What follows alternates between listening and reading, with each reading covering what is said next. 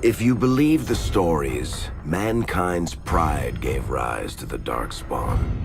Countless in number and toxic to all life, Darkspawn search endlessly for an archdemon. When they find one, Darkspawn armies surge up from their corrupt barrows beneath the ground, and a blight begins.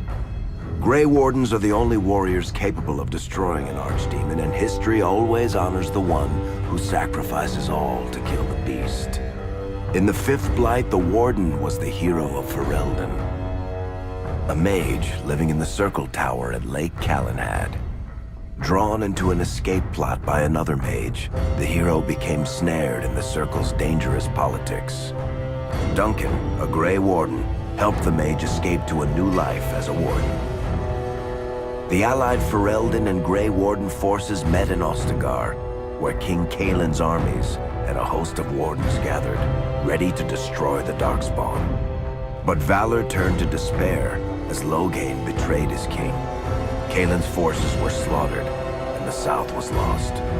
The hero, now a full-fledged Grey Warden, survived with the aid of Flemeth, the mysterious witch of the wilds. Joined by Flemeth's daughter, Morrigan, and a Grey Warden named Alistair, the hero set out to build an army strong enough to abolish the Blight. With the traitorous Loghain now seated on Ferelden's throne, the Warden sought help from the influential Arl Eamon of Redcliffe. However, they arrived in Redcliffe to find the town under siege. As each night, undead rose in waves and assailed the battered village.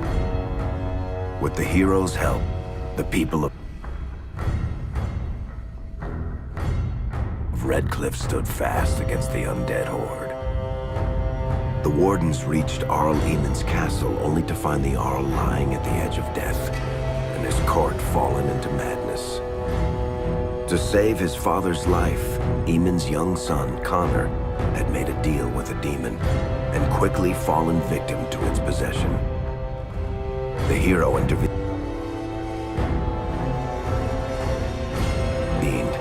freeing Connor from possession and breaking the demon's hold over Redcliffe. But deals with demons are never straightforward. The demon agreed only to save Eamon's life, not restored him to health. Arl Eamon needed a miracle to recover. The hero located an urn containing the sacred ashes of Andraste, which were said to cure any ailment.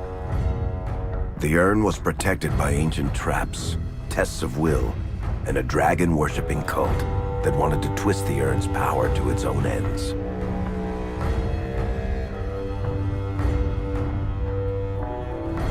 The urn remained pure, but mysteriously disappeared after the Wardens departed. Only the temple dedicated to it still stands. With a pinch of the ashes, the hero restored the Arl to health. Informed of Loghain's treachery, Eamon swore his political and military support. The circles of Magi are bound by oath to aid the Grey Wardens in times of blight. However, Lake Calenhad's tower could offer little help. One of its mages, Uldred, had become possessed by a pride demon and was twisting other circle mages into abominations. The hero fought to the top of the tower and defeated Uldred, saving the remaining mages.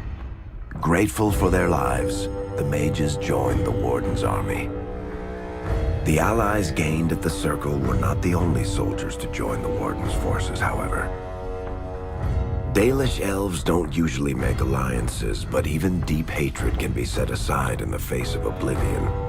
An ancient curse was destroying Ferelden's largest Dalish clans, turning the elves into werewolves.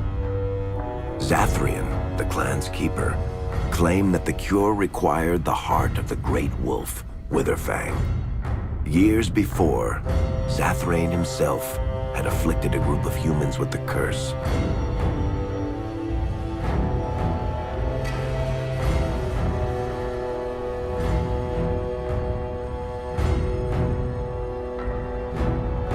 That now ravaged his clan. As long as he lived, the curse endured. The hero freed the werewolves from the long-standing curse and the Dalis join the Warden's forces. Blights may happen hundreds of years apart, but the dwarves who live below the surface of Thedas fight Darkspawn every day.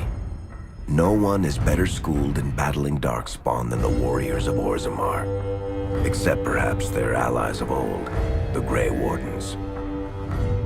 The hero arrived in Orzammar in the wake of King Endrin's death to find political factions fighting for control of the Dwarven capital. Only the vote of a venerated paragon could break the deadlock to elect a ruler, and order the dwarves to honor their Grey Warden treaty and join the battle against the new Blight. The hero set off to find a paragon named Branka, who had disappeared into the Deep Roads in search of a legendary artifact, the Anvil of the Void, created by the renowned smith Caridin to forge mighty war golems. With Branka's help, the hero restored the Anvil of the Void, and a small The hero set off to find a paragon named Branka, who had disappeared into the Deep Roads in search of a legendary artifact, the Anvil of the Void, created by the renowned smith Caridin to forge mighty war golems. The hero helped Caridin destroy the Anvil of the Void, along with the dark secrets that could trap a living soul inside a mechanical construct. The hero emerged from the Deep Roads with a master-forged crown to bestow the Paragon's favor upon whichever rival candidate would be crowned king. Balin, the youngest son of King Endrin who was suspected of foul play, or Haramont, the aging traditionalist backed by the Dwarven Assembly. Lord Haramont claimed the crown of Orzammar. His traditionalist values keep dwarves first in all things, and safely as far underground as possible. With Dwarden's strength now bolstering the Warden's army, the hero had to deal with Loghain, so Ferelden could stand unified against the Darkspawn, before the Blight swallowed the world. The kingdom of Ferelden stood divided.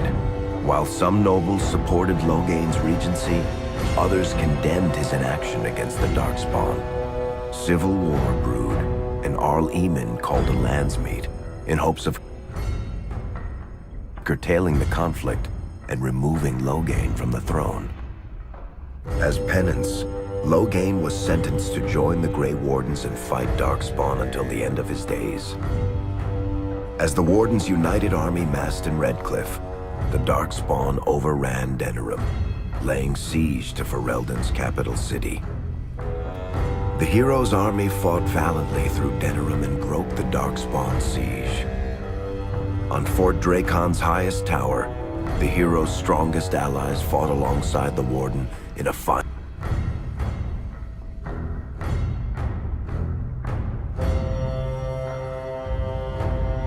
heroic battle against the massive Archdemon. The Archdemon was killed without the sacrifice of a Grey Warden's life. With no Archdemon to lead them, the Darkspawn scattered. Most fled underground, still teeming in number and always seeking a new Archdemon to awaken. The shattered kingdom of Ferelden embarked on a long journey to recovery. In the Blight's aftermath, strong leadership was crucial. Alistair, King Caelin's half-brother, and Queen Enora, Caelin's widow and daughter of Loghain, joined in a political union. Together, they ushered Ferelden into a new era. Ferelden still stands, as obstinate and resolute as the Dog Lords ever are, but the events of the Fifth Blight loom over it as the nation rebuilds. For people across Thedas, legends of the hero of Ferelden remain the nation's brightest beacons of hope during its darkest times. It all began in Kirkwall, the fall of Knight Commander Meredith, the Qunari uprising, and of course, the Chantry's destruction and the onset of Mage Rebellion. One person always stood amidst the swirling chaos: Hawke, the champion of Kirkwall. The Hawke family fled Lothering, refugees from the Blight. Leandra, mother of the champion and siblings Bethany and Carver, hoped to find refuge at her family's estate in Kirkwall, far to the north. As a mage with a family legacy of magic on both sides, Hawke naturally became involved in the events that ultimately led to the Mage Rebellion. The Hawks escaped the Blight with the help of Aveline Valenne, a warrior and family friend. It's said that the family was also aided by Flemeth, the notorious Witch of the Wilds. Hawke's sister Bethany never reached the Free Marches. She was killed by Darkspawn while defending her family. The family's first years in Kirkwall were difficult. Leandra's brother Gamlen had lost the family fortune. The Hawks lived in poverty, forced to indenture themselves in return for entrance to the city. To pay off the debt, Hawke was forced to work for a band of mercenaries. All the while, Hawke and Carver did their best to hide Hawke's magic from the Templars. Opportunity eventually struck in the form of a dwarf named Bartrand Tethras, who was planning an expedition to the Deep Roads. It was a long shot, but with gold gained from the expedition, Hawke could free the family from its criminal creditors and further Templar scrutiny. Hawke met a rogue Grey Warden named Anders, who possessed detailed maps of the Deep Roads. These maps were crucial to the expedition's success. Once Hawke obtained them, everything else fell quickly into place. Carver joined Hawke on the expedition. The siblings found ancient dwarven treasure and a statuette formed from a strange red lyrium. Carver fell victim to the blight that suffuses the Deep Roads, but Anders led him to a group of Grey Wardens who were able to save his life. The gold Hawke recovered from the Deep Roads brought back Leandra's stately childhood home in Hightown. The Hawks had barely settled into their new home when Leandra was murdered, a deeply sinister and twisted killing. Hawke hunted down Quentin, the blood mage responsible, but could not prevent Leandra's death. Leandra's tragic death was part of a critical problem facing Kirkwall. Rising tension between the city's mages, who felt increasingly oppressed, and Templars, who grew increasingly suspicious of their activities. Adding to the strain, a large contingent of Qunari had also established themselves in Kirkwall, much to the growing discomfort of the city's rulers. After their dreadnought was shipwrecked many years before, a group of stranded Qunari were allowed to remain in a cordoned-off area in Lowtown. As time passed, the Qunari made no effort to return home, and offered no explanation about why they remained. Tensions rose to a breaking point. Revered Mother Patrice, convinced the Qunari were a threat to the Chantry's faith, incited violence between the Qunari and the Kirkwall populace. Fearing trouble, Hawke supported Patrice's schemes to drive the Qunari from Kirkwall.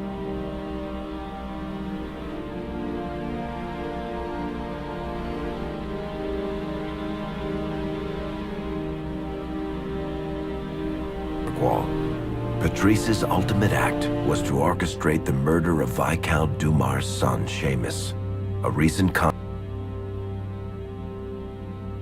convert to the Qun, and blamed. Tensions rose to a breaking point. Revered Mother Patrice, convinced the Qunari were a threat to the Chantry's faith, incited violence between the Qunari and the Kirkwall populace. Hawke knew that Patrice would bring about unnecessary conflict. Though the champion tried to stop her, Patrice orchestrated the murder of Seamus Dumar, a Viscount's son and a recent convert to the Qun. When her crime was discovered, a Qunari assassin killed her. After Seamus was murdered, the Arishok of the Qunari group lost patience with the humans of Kirkwall. They would now submit to the Qun or die. The Qunari struck hard and fast. They took the palace in Hightown and beheaded the Viscount to immediately quash any resistance. Aided by Knight Commander Meredith and First Enchanter Orsino, Hawke reached the palace and stood toe-to-toe with the fearsome Qunari leader.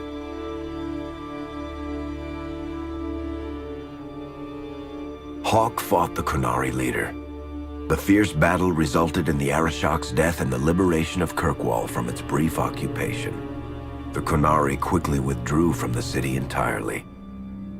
Hawk saved Kirkwall and earned the grudging respect of the city's Templars, mages, and nobility, along with the title that history remembers, the Champion of Kirkwall. Kirkwall's problems were still not over, however. After Viscount Dumar's death, Knight Commander Meredith took power and blocked all attempts to appoint a new Viscount. Under Meredith's command, the Templars tightened their grip on the mages, planning to suppress what Meredith saw as a growing rebellion. Anders, who spent years fighting for justice and freedom for his fellow mages, saw that the time for negotiation was past. He destroyed Kirkwall's chantry, killing hundreds, including Grand Cleric Elthina. This single act began a rebellion that spread from circle to circle, until all circles of Magi had risen up in defiance against chantry rule. There was no forgiveness for what Anders had done, and he asked for death at Hawk's hands. Hawk fulfilled the troubled mage's final request, and many others died along with Anders that day. Fighting spread swiftly through the city.